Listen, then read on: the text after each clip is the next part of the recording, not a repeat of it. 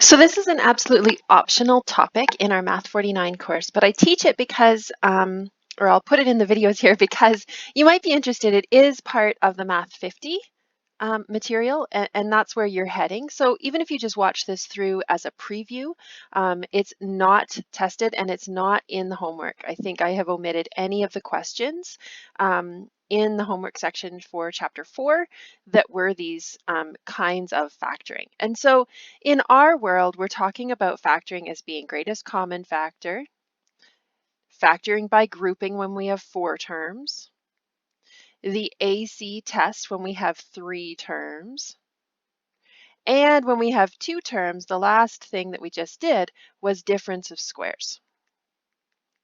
There are actually 2 more kinds of factoring that apply when we see 2 terms, but we are going to omit those from our work. So the other 2 kinds of factoring that happen when we have 2 terms fit the pattern. So the pattern of difference of squares was this, and it was a plus b and a minus b. And so that was the pattern that we had for difference of squares. There is a pattern when we have 2 terms and it is a sum of cubes. And there is a pattern when we have 2 terms and it is a difference of cubes. And so these ones are a little bit different. We're looking for cubed terms, not squared terms. So we're looking for exponents that are multiples of 3. So we want exponents, multiples of 3. And then we want coefficients to be perfect cubes. So 1 cubed, 2 cubed, 3 cubed. And you could do those on your calculator. You can also take the cubed root of these. So 1 cubed is 1, 2 cubed is 8, 3 cubed is 27. And you could always just check these. If you wanted to figure out, the cubed root of 4, you could take 4 times 4 times 4.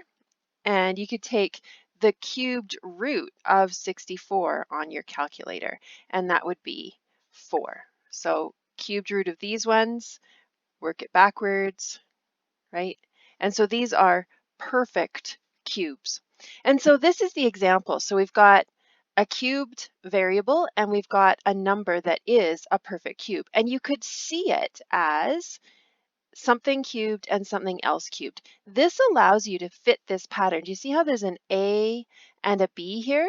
It's that A and B that are going to fit the pattern, same as it's this letter and this number that are going to fit the pattern. So you could follow that one through, but I think it's a lot easier when you do this one for yourself. So example B here, we have a perfect cube number, we have an exponent of 3, we have a perfect cube number and an exponent of 3. So this fits the sum of cubes because we have the addition sign in the middle there.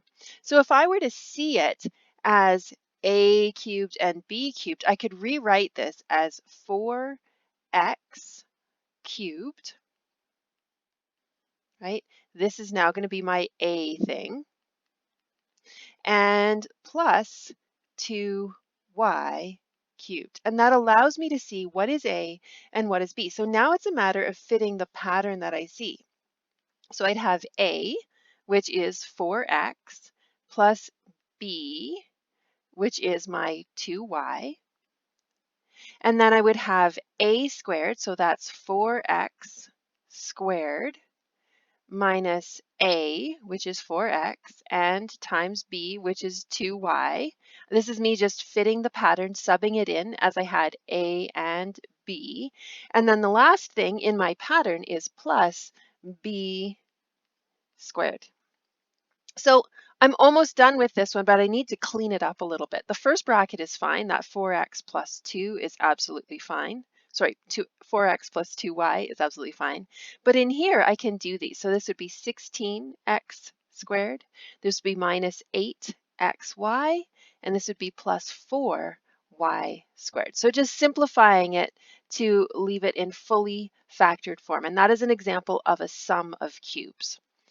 If I scroll down, the difference of cubes is really, really similar. I think it's really, really imperative for you to see what it is that represents A and what it is that represents B. So here we have an example of the difference of cubes where you have something perfectly cubed and something perfectly cubed and a difference or a minus sign in between. And so it's going to fit that pattern. And it went in a bit of a cleanup here. Like we did on the last one. So let's try this one. I first off want to start by representing what is A and what is B, right? That allows me to see that, confusingly, AB is A in my pattern and 4 is B. And so then it's a matter of reading the pattern like a recipe and subbing in what is my A and what is my B. So following along, I'd have, AB. I didn't need an extra bracket there. Okay, so AB minus 4, because that's A minus B. Confusing that the variables are A and B in here. And then A squared, so AB squared plus A, which is AB, times B, which is 4, plus 4 squared, because that's B squared. And so then again, this bit of a cleanup. The first bracket is fine. The second bracket, distribute, kind of clean it up so it looks simplified, and there you're done. So those are just two examples of sum of cubes and difference of cubes. And just to reiterate, they're not an articulated outcome of this course, but I show them as a preview for the Math 50 material.